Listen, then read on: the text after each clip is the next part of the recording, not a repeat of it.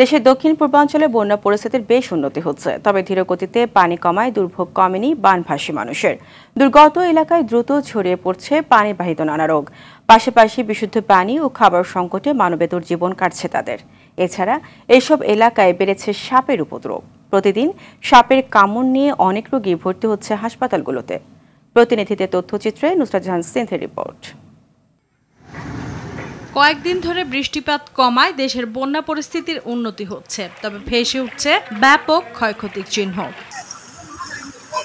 ফেনীতে পানি কমলেও দাগনভূঞা উপজেলার বেশিরভাগ গ্রামের মানুষ পানিবন্দী অবস্থায় আছে। উঁচু এলাকার লোকজন আশ্রয় কেন্দ্র থেকে বাড়ি ফিরতে শুরু করেছে, তবে প্রয়োজনীয় খাদ্য সামগ্রী ও বিশুদ্ধ পানির অভাবে দুর্ভোগ কমেনি তাদের।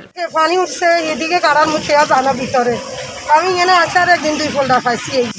আইতে পারি না, হানিকানির এক কমল পানি।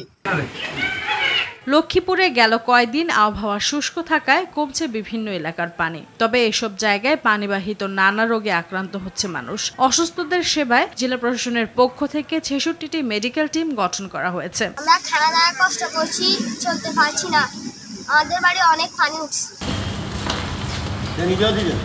নোয়াখালীর 8 উপজেলায় বন্যার পানি কমছে, তবে প্রত্যন্ত এলাকার আশ্রয়কেন্দ্র এবং বাড়িতে থাকা বানভাসী মানুষদের কাছে ঠিকমতো ত্রাণ সামগ্রী পৌঁছাচ্ছে না। অন্যদিকে জেলাটিতে আশঙ্কাজনক হারে বেড়েছে সাপের উপদ্রব।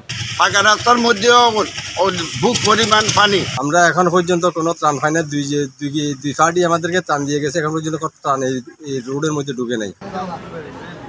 এদিকে কুমিল্লা, ব্রাহ্মণবাড়িয়া, মৌলভীবাজারে বন্যা পরিস্থিতির অনেকটাই উন্নতি হয়েছে। বিভিন্ন উপজেলা থেকে নামছে পানি, এতে ঘরবাড়ি আসবাবপত্র নষ্ট হওয়ার পাশাপাশি ভেসে গেছে ক্ষেতের ফসল ও পুকুরের মাছ।